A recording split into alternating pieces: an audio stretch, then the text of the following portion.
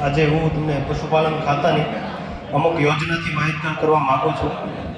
હાલમાં પશુપાલન ખાતા દ્વારા પશુધન વીમા સહાય યોજના શરૂ કરવામાં આવી છે, જેમાં માનનીય મંત્રી શ્રી રાઘવજીભાઈ પટેલ, બચુભાઈ ખાબડ અને પરસોત્તમભાઈ સોલંકીના એક્ટિવ સપોર્ટ અને સચિવશ્રીના સહયોગથી આ વીમા યોજના કચ્છ અને સૌરાષ્ટ્રના ખેડૂતો માટે શરૂ કરવામાં આવી છે।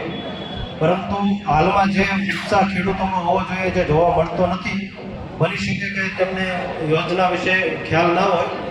માનો કે તમારું કોઈ પશુ છે કે જે મૃત્યુ પામે તો સરકારશ્રી તરફથી 40,000 રૂપિયા દર વર્ષે માત્ર તમારે 100 રૂપિયા ભરવાના થશે, બાકીના તમામ રૂપિયા સરકાર ભરશે અને પશુ મૃત્યુ સમયે તમને 40,000ની સહાય મળે છે, જે આ ખેડૂત પોર્ટલ ઉપર હાલમાં શરૂ છે। તો તમારું 2 થી 3,000નું જે વાર્ષિક પ્રીમિયમ થાય એમાં 100 રૂપિયા જ તમારે ભરવાના છે। 1,800 થી 1,900 રૂપિયા સરકાર ભોગવશે। અને જ્યારે પશુનું કુદરતી રીતે મૃત્યુ થાય કે કોઈ અકસ્માતે થાય તો 40,000 રૂપિયા સરકાર તરફથી તમને મળશે, જેથી કરીને કોઈ નવું પશુ લાવવું હોય તો ખેડૂતોના માટે બર્ડન નહીં રહે અને ખેડૂતો પોતે એનો જે તબેલો કે પશુ મૃત્યુના લીધે આર્થિક ભીસ અનુભવતા હોય તેમાંથી છુટકારો મળી શકે। બીજી વસ્તુ કે હાલમાં આપણે ભાંગર ખૂટિયાનો ત્રાસ વધી રહ્યો છે રસ્તા ઉપર અને પશુપાલકો બધા હેરાન થાય છે।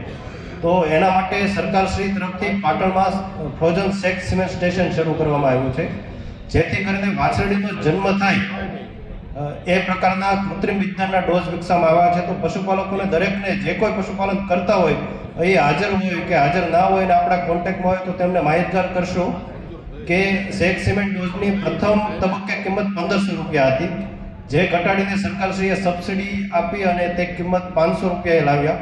ત્યારબાદ 300 રૂપિયા લાવ્યા અને હાલમાં સરકારે સબસિડી વધારી માત્ર 50 રૂપિયાના દરથી, કે જે સાદો કૃત્રિમ વિજ્ઞાનનો ડોઝ આવે એવા જ દરથી તમને કૃત્રિમ વિજ્ઞાન કરી આપવામાં આવશે। એટલે જ્યારે પણ કોઈ કૃત્રિમ વિજ્ઞાન કર્મચારી આવે અથવા તો પશુ દવાખાનાએ તમે જાઓ કે પશુ સારવાર સંસ્થાએ સારવાર દેવા જાઓ તો સેક્સ સિમેન્ટ ડોઝનો જ ઉપયોગ કરવાનો આગ્રહ રાખવો તેવી દરેક પશુપાલકોને વિનંતી છે।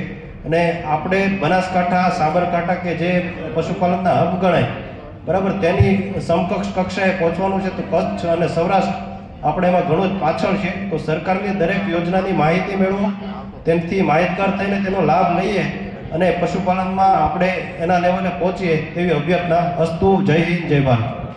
ખૂબ ખૂબ